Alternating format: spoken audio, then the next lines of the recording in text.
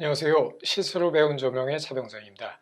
지난 시간에 캔들 홀더의 바깥쪽 면을 촬영하는 걸 함께 보셨죠?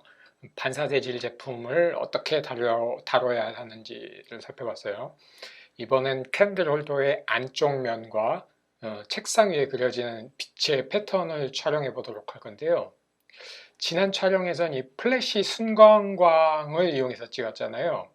이번에는 촛불 그 자체, 촛불 지속광을 찍는 작업이에요. 먼저 캔들 홀더의 안쪽 면을 살펴볼게요. 촬영을 해보겠습니다. ISO는 64, 조리개는 F8, 셔터는 160분의 1초입니다. 예, 제품 바깥쪽은 지난번과 거의 비슷하게 표현이 되고 있어요. 일단은 조명 오른쪽만 사용하고 있고요. 그런데 문제는 우리가 촛불을 표현을 해줘야 되는데 지금 카메라 세팅에서는 촛불이 굉장히 약하게 나오고 있어요. 촛불은 약한 불인데 우리는 굉장히 이 플래시에 카메라가 맞춰져 있어서 어둡게 찍히는 거죠, 촛불이. 그럼 여기서 어떻게 해야 촛불도 잘 표현을 해줄 수 있을까요? 여기서는 셔터를 열어주는 방법을 쓰고 있는데요. 아까 160분의 1초였잖아요. 그거를 4초로 굉장히 오랫동안 셔터를 열어줍니다. 그런데 노출을 4초나 줘야 되니까 이 실내등과 모델링 라이트도 끄도록 하겠습니다. 먼저 스트로보 없이 촬영을 해볼게요. 스트로보가 없으면 이런 식으로 안에가 표현이 됩니다. 거기다가 이제 스트로보를 한번 같이 해볼게요. 자, 이게 4초 동안 노출을 주고 스트로보도 켰을 때의 사진입니다. 보시면 이 외곽부는, 제품의 외곽부는 스트로보의 빛이, 순간광의 빛이 그대로 잘 들어가 있고요. 이 안쪽의 촛불은 4초 동안, 아까는 잘 표현이 되지 않았는데 160분의 1초에서는 4초 동안 장노출을 주니까 이제 촛불도 충분히 영향을 줘서, 센서 영향을 줘서 이렇게 자리를 잡았습니다. 저는 이 정도면은 사실 겉면과 안쪽 면이 다 잘 표현될 거라고 생각을 했는데요. 제가 미처 생각을 못했던 게 바로 이 부분입니다. 여기 하얗게 노출이 떠 있는 거 있잖아요. 그게 여기에 있는 플래시 빛이 이쪽 벽에 부딪혔다가 다시 이쪽에 반사돼서 보이는 빛이에요. 그래서 플래시가 켜 있는 한 이 빛은 항상 나오게 수밖에 없는 거죠. 제가 원래 기대했던 건 이런 내부였거든요. 이렇게 안에가 이 촛불의 영향만 그대로 살아있는 내부였어요. 그런데 플래시 빛이 반사되다 보니까 이렇게 돼서 플래시를 켠 이상 이쪽에 빛이 들어갈 수밖에 없어서 어쩔 수 없이 나중에 이 제품 겉의 면만 찍은 것과 이 안쪽 면만 찍은 거를 합성하는 방법을 선택을 하도록 해야겠습니다. 통상 이런 빛이 없다면은 겉은 아까 그 플래시 빛으로 표현을 하고 동시에 이 내부는 이 촛불만으로 빛을 줄 수 있어서 굳이 합성하지 않고 한 장의 사진으로 해결을 할 수 있거든요. 근데 여기서는 그게 불가능하게 됐습니다. 다음으로 이 촛불의 패턴을 잡아봤는데요.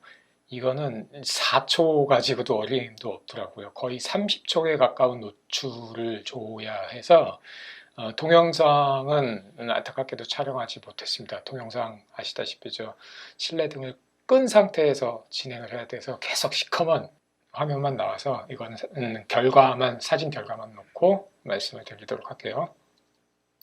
많은 테스트를 거쳐서 이런 사진을 찍었습니다. ISO가 400에서 셔터 속도가 자그마치 30초나 됩니다.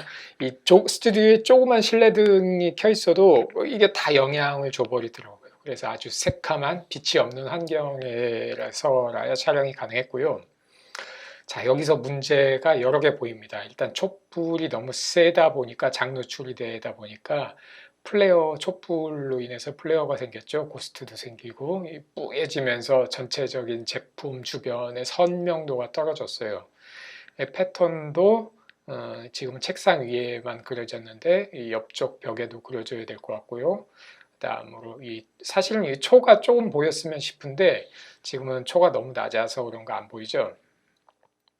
그래서 우선 검정 폼보드를 옆쪽 벽으로 가까이 가져와서 벽에도 빛의 패턴이 그려지도록 했고요. 이건 어렵지 않았습니다. 그 다음에 초를 좀 보이게 하기 위해서 아까보다 좀 높은 초를 가지고 와서 찍어봤어요. 그랬더니 초는 보이기 시작하는데요. 이 책상의 패턴이 완전히 달라졌어요. 그럴 수밖에 없겠죠. 이 내부 광원의 높이가 달라졌으니까. 그래서 이보다는 아깝게 더 나아 보여서 예뻐 보여서 다시 낮은 쪽으로 바꿨습니다. 다음에 초로 인한 플레어를 없애려고 홀더 위에 뚜껑을 덮어줬는데요. 아까 뚜껑이 없을 때보다 훨씬 선명해졌죠. 이 고스트도 사라지고요. 뚜껑으로 여러 개를 테스트 해봤는데 이제 구멍이 없으면은 초가 금방 꺼져서 불에 타지도 않으면서 숨구멍도 있는 뚜껑을 찾아주는 게 좀 쉽지 않았고요. 그 다음에 이게 불에 타지 않은 금속으로 뚜껑을 하다 보니까 이게 또 촛불을 자기가 반사시켜서 책상의 패턴이랑 이 옆에 패턴을 완전히 망쳐버리더라고요. 그래서 이걸 해결하려고 이것저것 테스트하다가 허니컴 그리드를 갖다 놓으니까 해결이 잘 됐어요. 플레어가 해결되고 그러면서 바닥 패턴도 훨씬 선명해졌습니다.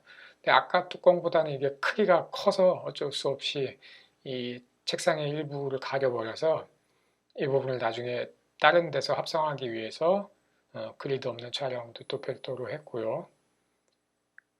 그리고 이 옆쪽 벽의 패턴도 아까 그 허니컴 그리드를 썼을 때가 가장 예뻐서 요거를 나중에 가져왔습니다. 그래서 이런 사진들을 가져와서 나중에 합성을 해 줬습니다. 자, 그러면은 합성 과정을 간단히 살펴보도록 하겠습니다. 이 사진을 가장 베이스로 썼고요. 오른쪽에서 그리고 왼쪽에서 디퓨저를 이용해서 빛이 들어오고 있고 가운데 이 폼보드를 이용해서 까만 벽을 까맣지 않게 이렇게 그라데이션이 먹을 수 자연스럽게 넘어가도록 표현을 해준 걸 지난번에 확인하셨죠?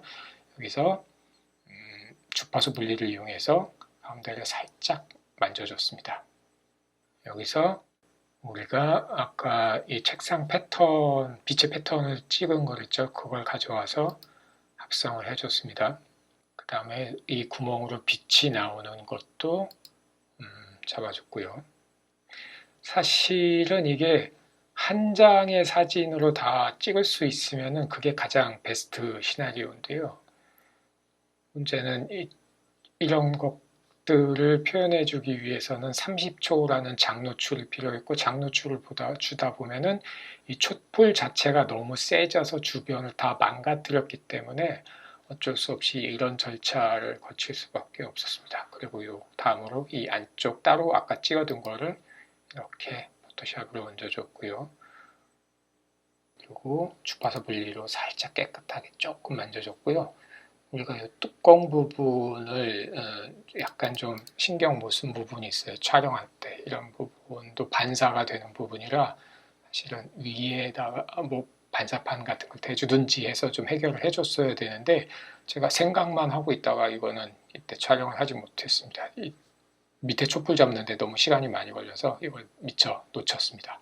그래서 나중에 포토샵으로 살짝 만들어 줬고요. 약간의 컵 값을 이용해서 밝기를 좀 조정해 줬고 수평도 살짝 맞춰줬습니다. 만지다 보니까 너무 세진 것 같아요. 아무래도 촛불이면 좀 더 은은한 게 낫지 않을까 싶어서 살짝 어둡게도 표현을 해줘봤고요. 어느 게 좋은지는 한참 보면서 며칠을 두면서 조금 고민을 했습니다.